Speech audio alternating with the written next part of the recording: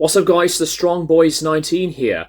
This is going to be my second and last video for the end of the year lists, and I decided to make this big one of albums that I consider to be my top 25 favorite albums of the year. Now, I was originally going to be making this in a top 15 or a top 20, but since I have listened to a ton of albums, I thought I would add some more in, and eventually did make this album list into my top 25. And I will say this, I think for the first time in a long while, well, ever since I started reviewing albums, that I listened to more than 50 albums. More than 50 new materials of albums, and it's been absolutely insane that I didn't expect for myself to be in that way when I listened to a ton of the music.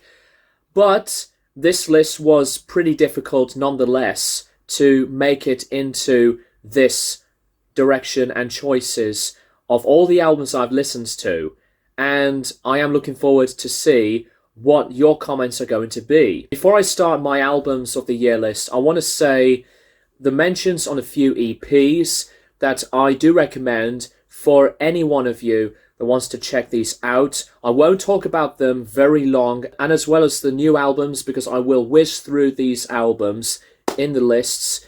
The first EP that I would recommend is Radarna with Heavenly Demons. I do think that this EP is as passionate and as really good, but there's a lot of a bigger description into the lyrical contents, that it can be characteristic and, you know, pretty historical. But if you love the sounds on the folk metal, then definitely check this one out, as I did review their Fomorian Horde album last year, and I'm really glad that this band has been progressing more and more. And as well as the new Napalm Death EP, Resentment is Always Seismic.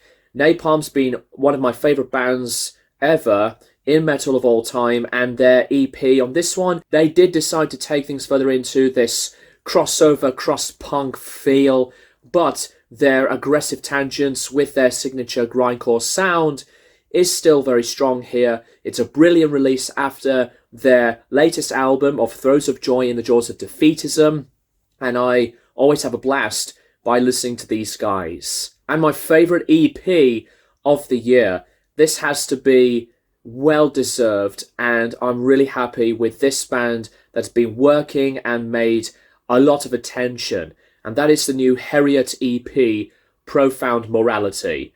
Profound Morality is something brutal in this cacophony, wall of distorting, violent sounds, distortion all over the place with the screams and amplified high gain and crunches. It's destructive, and their live shows are brilliant as well, with the influences into industrial experiences and fusing other genres.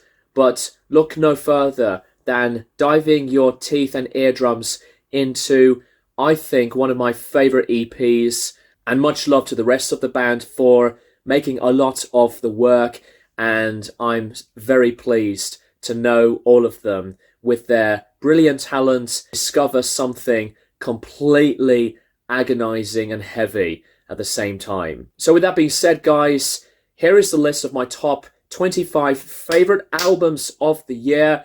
Let's go! At number 25 is Rebecca Downs' The Space Between Us.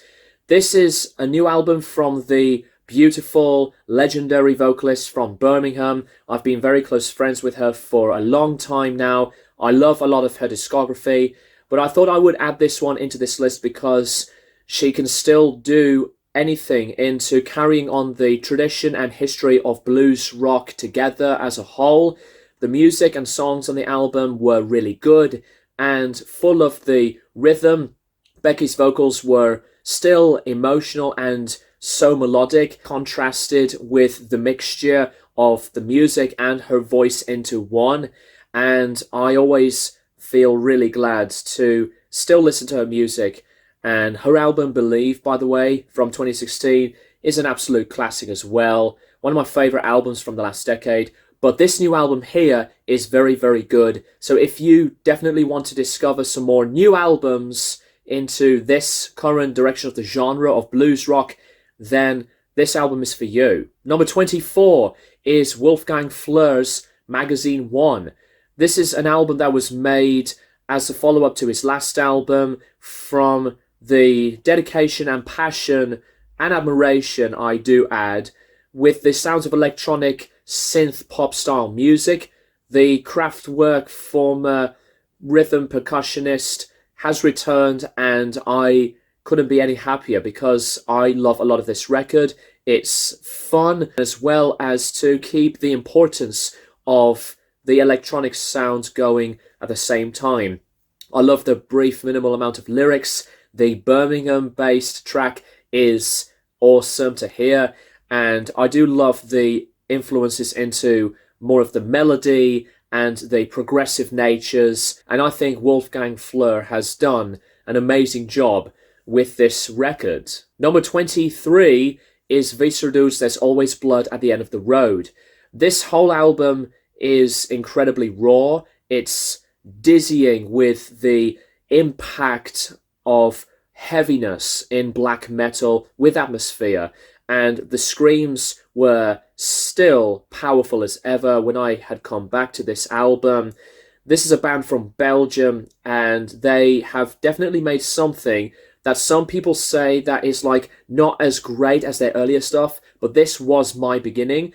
And what I really like about the album is that it's the whole aggressive, unapologetic tone of it. While it is pretty repetitive into the simple factor on these structures with the blast beats and these quick, energetic guitars, this is still as a heavy album, and I really like this album so much into the cacophony and the mentality into this state on atmospheric black metal. Number 22 is Off with Free LSD. One of my favourite hardcore punk bands ever has returned with a big surprise, and Free LSD has been made into the change of production, being bigger and as separate to what they did previously. I love their self-titled, and I actually did review Wasted Years that came out 8 years prior to this album's release. But Free LSD is something changeable into the sound of the band here. New lineup change as well. This is more or less like onto this heavy metal, stoner, rock type of aspect. Fuzzed up, amplified, cranked gain guitars. Keith Morris still nails it. And lyrics-wise, deals onto something less political this time and focuses more or less onto the sci-fi, alien, spacey type of that I really liked so much. Their longest album at 39 minutes, but what more can you say about a band that I have always loved that would decide to move things further? So Free LSD is another really good, pretty strong album. Number 21 is Rammstein with Zeit.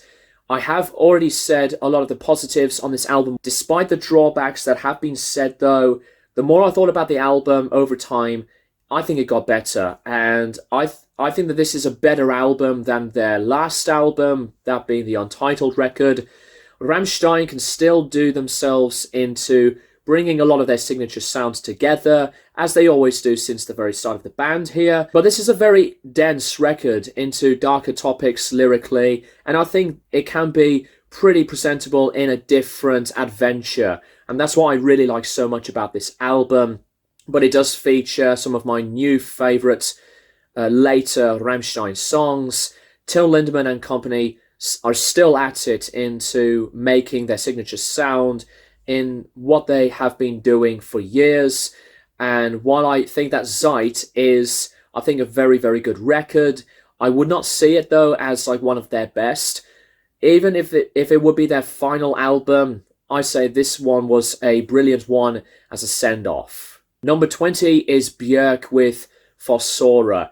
This album for me is one of the other emotional attachments from one of my favourite solo musicians of all time.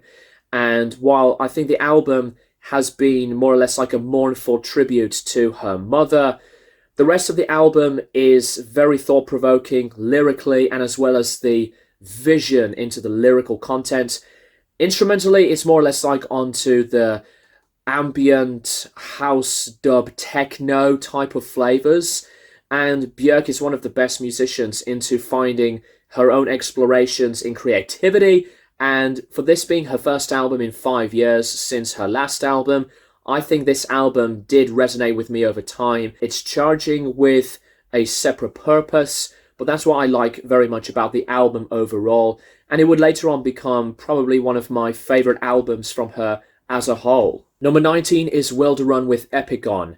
A lot of people do cite this as one of the best progressive metal sounding albums of the year, and I do agree, because I think Wilderun with this album here has done so many different ideas and arrangements that the band did do previously. The acoustic, folky sounds, as well as the clean vocals, to these heavier, progressive metal type of sounds involving chanting vocals to growls, and it is all a huge combination in multiple influences in this one giant package.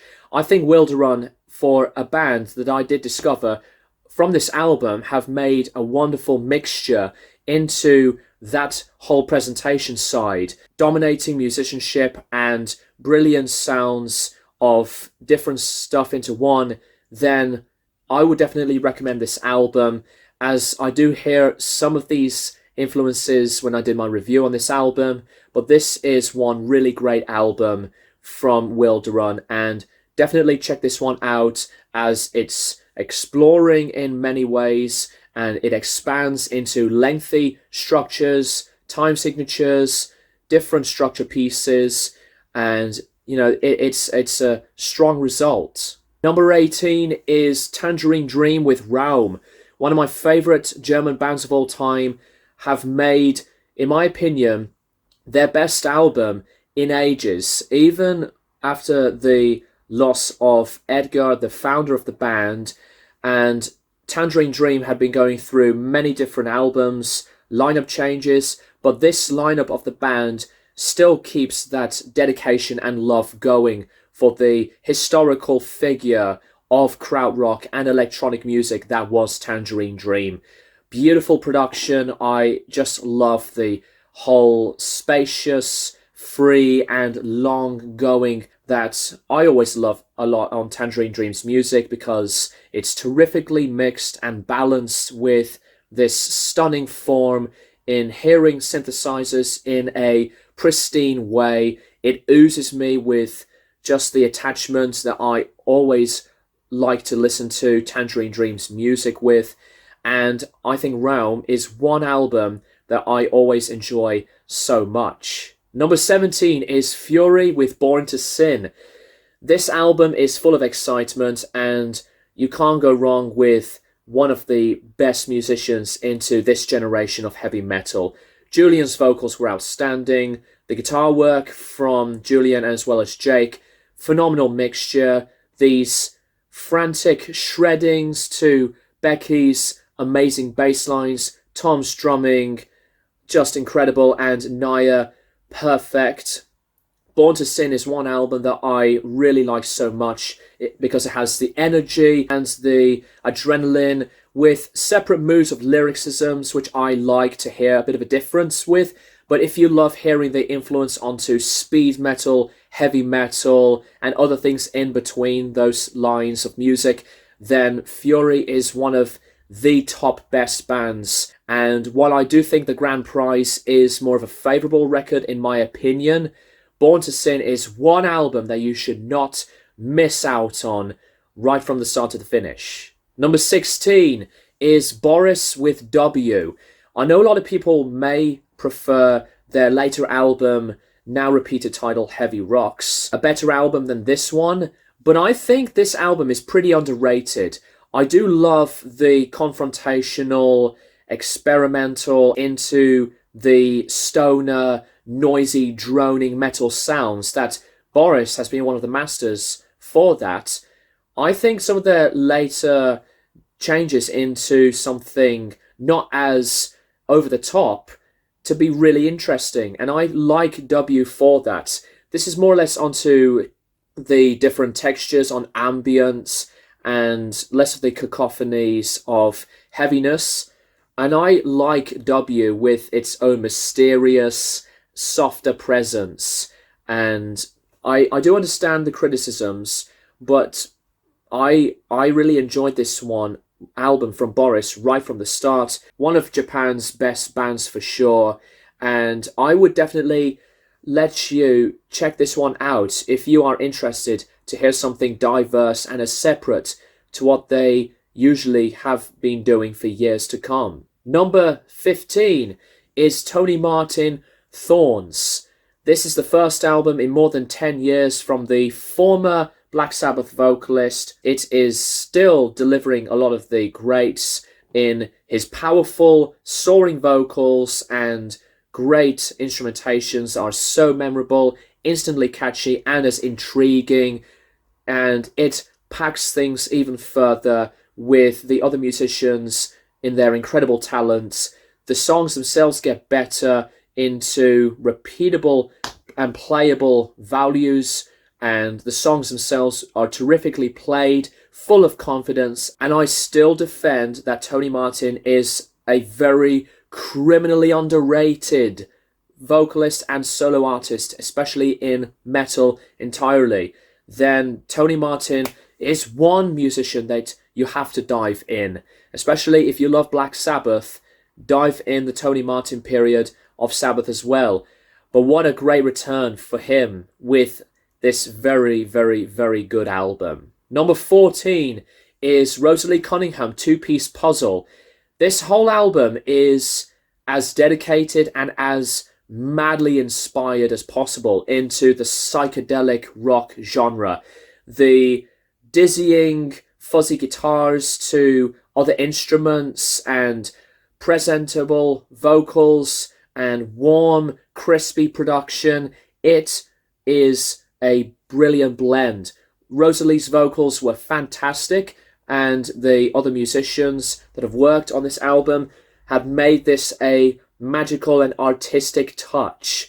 I was really interested to dive into Rosalie for a long while now, and I was super impressed with this musician, and her new album Two-Piece Puzzle is really good. It is stunning in beautiful melody, purpose on making something just as characteristic, as fun, and as, childish, but still wonderful to listen to.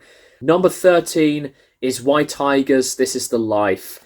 This Is the Life for a debut album from White Tiger has been a blast. I'm really happy to put this one in here because there's so much of the greatness and the optimism that White Tiger did make and has achieved that so well, not only in live shows, but with them being musicians as a whole, with this amount of material.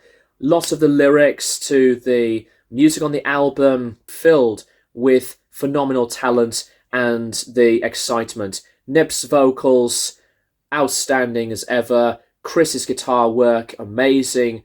To Stephen's bass lines were really crisp, and Jack's drumming, such a great bashful drummer. And the energy that White Tiger can give you with this album is second to none. Give this band a lot of the love, and I'm really happy to know the band here because White Tiger have always been a prolific band, especially for a lot of the local scenes, but this time around, this album is going to lead them somewhere into many special opportunities. Heavy metal, hard rock style, like from the 80s of these genres into one. Definitely give this one a shot. Number 12 is Starcoma with Elem. Starcoma is a musician from Twitch that I decided to give his new album a review on, and it is a journey. Because if you love some instrumental music but something technical and as progressive, dive into this album. Never ceases to amaze me that the addiction that I once had and still have with this album is still there. There's a lot of invention on these riffs and these creative edited drums, have a lot of the technicality, absolutely dive into his other stuff too. But I think Elem is a very strong, dedicating record that has put in a lot of the chemistry and these multiple ideas in this awesome ride of an album. Number 11 is Wormrot Hiss. This album is absolutely maybe the band's best album in years. I always love to hear different bands in separate countries to continue the intensifying and these obliterating sounds within the genres of metal, but with grindcore and power violence. Wormrot has to be desired because they have made awesome music earlier on, but Hiss is just as assaulting and violent as ever. It is the last with their vocalist, and he left the band and his wife left with him, and much love to both of them. They have done brilliant jobs because this is a very bold, deep, diverse, and quite a progressive album, but still making their signature sound of their beloved music still grow, has still got a lot of destruction. For 32 minutes in its length, it is terrific. It's terrific, and one of the best albums that the band has massively done. Now we're into the top 10, guys. Number 10 is Kendrick Lamar, Mr. Morale and the Big Steppers. This album is a very brave documentation. I couldn't put it into better words than that. The emotional desperation and difficulties Kendrick went through were greatly portrayed into his lyrics, away from social media, people who are against him, his views onto separate communities, but more importantly, his deterioration of his mental health and negatives, guests with other people involving his therapist, thought-provoking and challenging ride. But what I love about the album as much is that it is unapologetic into the music. I do know that some people say that it is very difficult to grasp and to accept this, but that is one of the best things on the album because it confronts the listener in unexpected territories in production and the beats, draining and heartfelt visions in Kendrick's lyrics couldn't be as powerful than this, especially on some of the later tracks on this album in the hip-hop genre. And I give Kendrick a lot of the credit that he was making this album as a triumphant follow-up after his last album. And what can we say about this album that hasn't been said already? For pulling through, and what a great album to finalize his time with Top Dog Entertainment. At number 9 is Spiritualized, Everything Was Beautiful. This album, to me, is dynamic, it is resonating, and comforts me in a separate way, because this puts in a different transcendence, and it is emotionally charging as well with the lyrical content, the loopings of vocal samples to these long jams of music, these different occasions to make something as delicate and as irresistible. It is stunning, and I love a lot of the tracks onto this album. It's a progressive journey into your consideration. Spiritualized is one of those bands that has made a lot of albums in different textures and contexts, but Everything Was Beautiful is one of the best examples in a separate form of emotion and impact. Number 8 is Devin Townsend, Lightwork. This is something different than what he did previously on Empath, but unlike Empath, this is, to me, a well thought of album because it's full of the honesty, and this is more like an overcoming result from the chaos and the difficulty from all of us during the mental state of ourselves from the pandemic.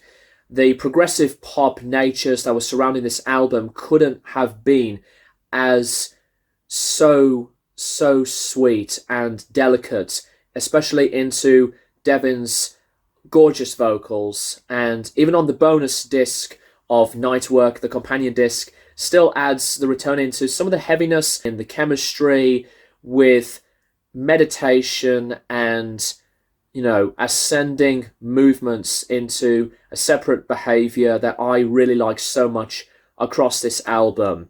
And I'm so impressed with Devin's overall shift into how far he has become as a musician. And I think Lightwork is one of the better qualities into the progressive natures of making music under his own name. Number 7, this album is without question one of the most manic, blistering, and as a wild monster as it does get, and that is Black Midi Hellfire.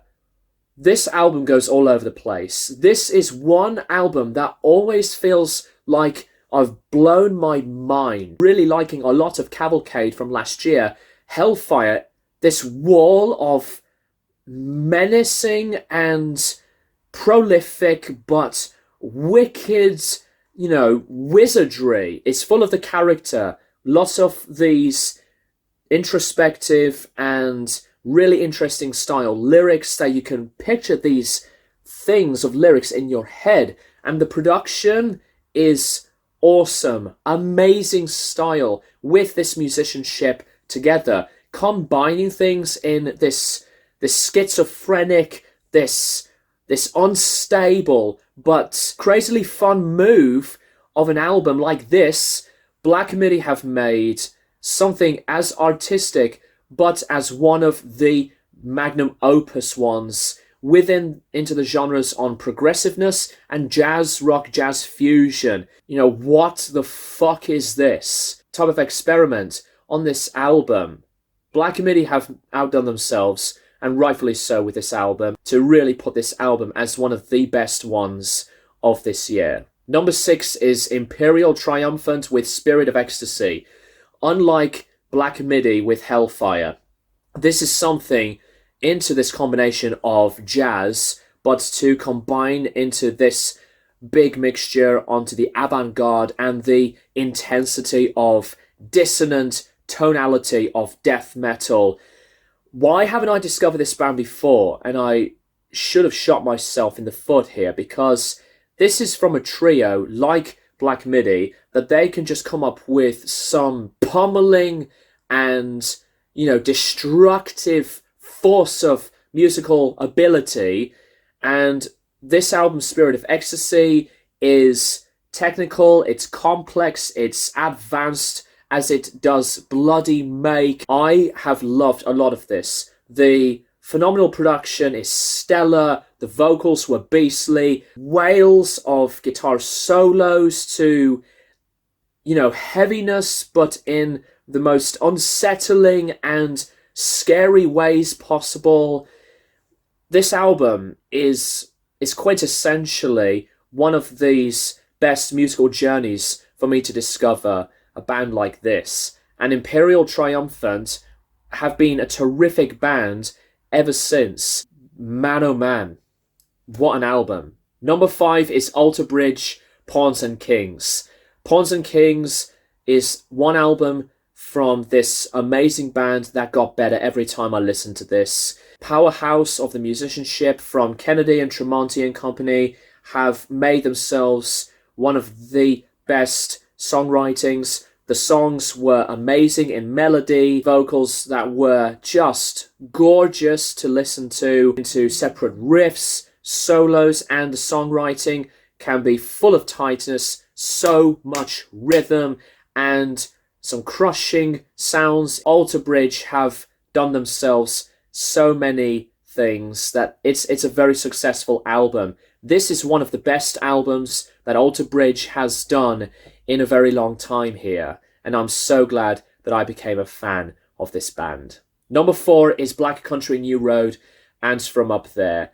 This album, I really liked this at first, but the more I wanted to dive in with many more chances, it really got better, because this is something different. Different in a way that there's no other album that I can see as one of these other emotional baggages of music, but this has a separate soul that is incredibly vulnerable and so innocent. This is the final album that Isaac had done with the rest of the band before he left, before the album came out actually. A separate touch in its soul and power. It's a powerful album from beginning to end. This experimental art rock group have achieved something that has delivered many different imageries into the lyrics, most of the time deal onto Isaac's mental health, but the music to it is stupendous. Great guitars to drums, and also the saxophones and violins. Oh, a fantastic album that I sometimes have some of the songs in my head because it really attracted my attention span. And no wonder this album has been acclaimed so many times with a lot of the fans, and the praise that it greatly deserves, because this is something that is special. One of the really great, near perfect, very strong records of the year. Number 3 is Sire Origins. This one album from this one-man band, project band, have made something that is still as greatly appreciative. I've always been so happy with the sound of this band from earlier on when I discovered them almost 10 years ago actually. Music with these awesome ideas on riffing, on picking technique, and vocals that were excellent, chanting vocals to some atmosphere. I mean, there is a lot of that the more I think about this album, as this band has done that for a long time now.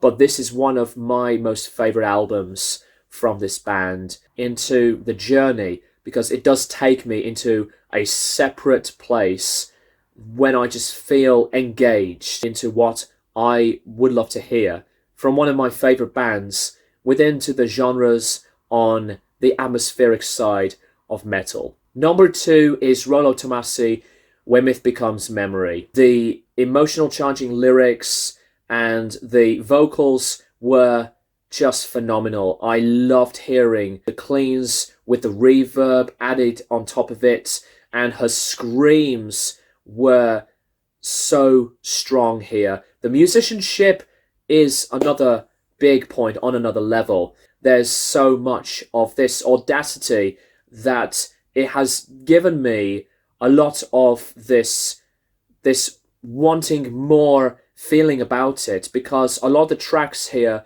do follow right onto the next multiple soundscapes from the distorting guitars. They can be shoegazy in places, especially onto the cleans, and this presentation of the album has been this massive, thrilling experience. I love a lot of this album. Pretty much after the first time experience of seeing this band live, and Heriot did support them as well as with other bands like Pupil Splicer, but I was blown away with this album, and Rollo Tomassi have done this phenomenal work on this album. And I always respected post-metal with the other styles like on metalcore, but I think Rollo Tomassi with this album have probably made their near perfect masterpiece. And my number 1 album of the year, my favourite album of 2022, you know which one is coming for those who know, and I just have to say it. My album of the year, Venom Prison, Erebos. Erebos was the one album that made me speechless. I just could not get a hold of this album. This is one album that I was loving the most out of all of the other albums that I have listened to this year, to build more and more musical pieces and combine it into their most ambitious album to date. And this album is a contender for me as one of the best albums in the death metal genre. Larissa's vocals just put me in awe. So torturous and as so vicious, but also her cleans were staggering, versatile, and as wickedly performed. I love so much of what this album did deliver. A lot of the lyrics on the album are super relevant and perfect that I think some death metal bands have to dive into different contexts of lyrics like these guys. And as well as another bands like Cattle Decapitation have done different lyrics that I really give them a lot of respect for. But Venom Prison, with that being said, this is one album throughout the year that I could not put any other album than this one. I couldn't. I would have put Rollo Tomasi's in here, but Venom Prison have won me. They have won me over with this album. I loved this album that much that I did buy the album on vinyl as well, and it is also incredible that one of the band members and the band themselves did like my picture on vinyl from my post on Instagram. Your best album yet. And not only that this was actually my beginning to Venom Prison as well, I did buy the earlier albums, but Erebos is such a big companion into this style of the band, and this is one album which I would see as one of the best albums in the genre, especially for a newer modern generation of musicians. So Venom Prison with Erebos is my number one album of 22. There you go, guys. That is my list of my top 25 favourite albums of the year, with the few mentions of the EPs. I hope you guys have enjoyed it. I wish you all the very best and have a very Merry Christmas. Let's hope 2023 will be a blast. Look after yourselves, believe in yourself with the best positivity, and I wish you all, the best of these new things to come. Thank you guys for watching, and I'll keep you guys posted for more videos in the near future.